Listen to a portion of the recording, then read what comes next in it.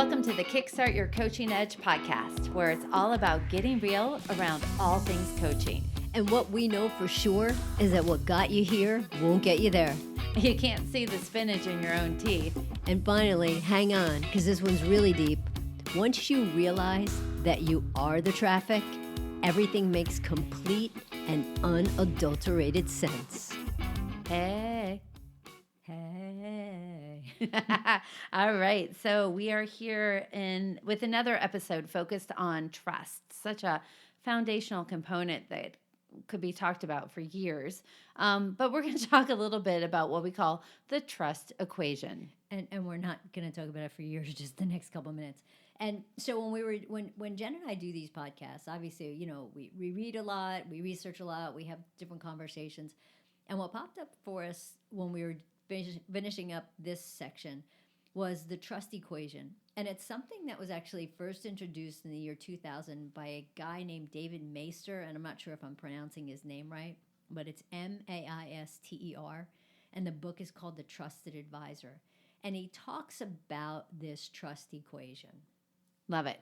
So I think there's a few different components that go into it. And he actually writes it as a math formula, but we're just going to talk about the elements since that'll just be easier to follow. So the elements that go into the trust equation are credibility, reliability, intimacy, and self-orientation. Correct.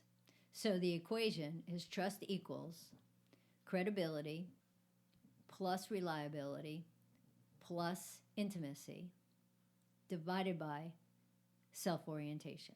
So imagine if you're sitting here and you're going, all my math geeks in the room right now.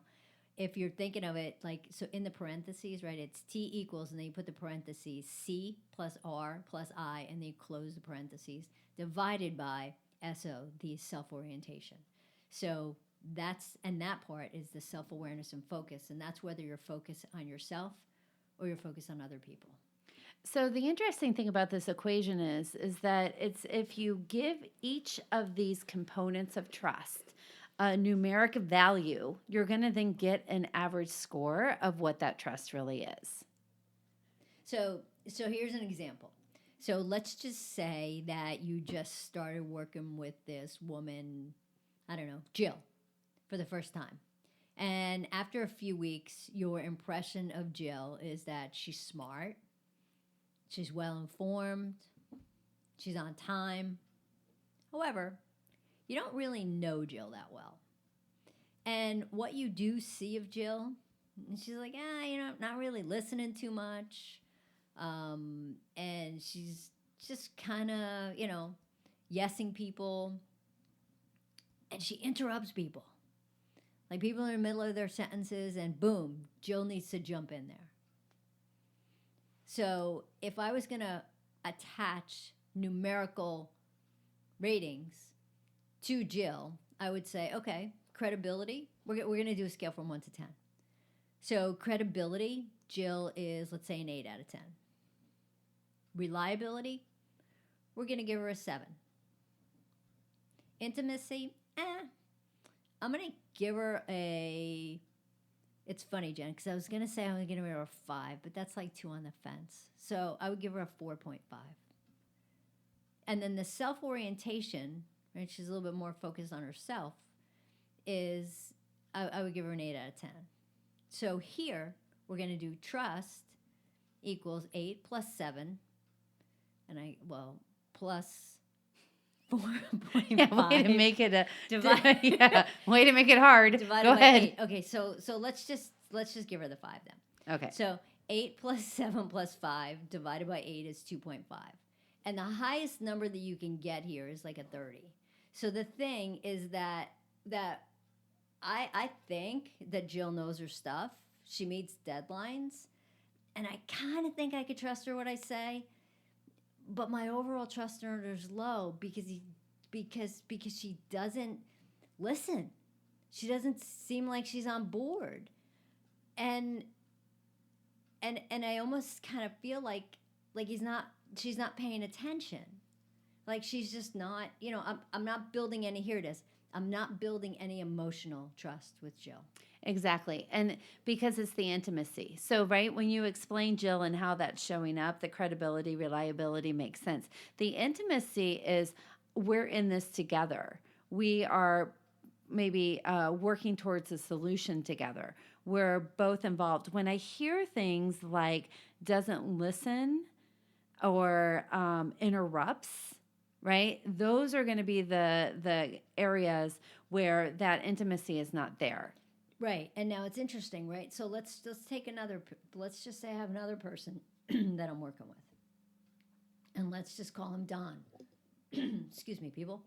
Yeah, we don't have a cough button. It's a very low budget podcast we're going here. So go ahead, Karen. So let's talk about Don.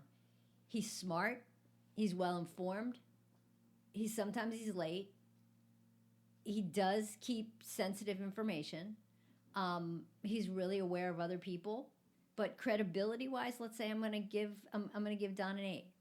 Reliability, that's going to come down to a 5. Intimacy is going to get jacked up to a 7, but self-orientation is a 2. So here, right? Because I feel like the relationship I have with Don is so much better, even though he might miss some deadlines sometimes. So the trust here equals 8. Let's say, right? Plus 5, plus 7 divided by 2, so it's 10. So even though Don's late with stuff, I trust him 4 times more than Jill because Don's self-orientation is low. He listens to me. He gives a shit. He's self-aware. He's aware of other people's feelings. He's aware of other people's thoughts. He's aware of other people's challenges. And that right there, it becomes clear that's how you build trust. Yeah, good. Those are great examples. Fun to play around, right? So think of different people. Think of people that you work with, family members, community members, anyone you interact with, even maybe people you don't know, right? So as we, watch people on TV, what is their credibility, reliability? What's their intimacy? If that can be portrayed. So just fun ways to play around to think about trust. So then you also have the formula of what needs to improve in order to build more trust. And the cool thing is now we just talked about emotions and we've talked about equations in the same podcast. So all of our people that are a little bit more on the left kind of side of the brain are very happy right now. So go play with those numbers, everybody. Bye. Hey, everybody. Thanks for listening to the Kickstart Your Coaching Edge podcast. Craving more in-depth discussions?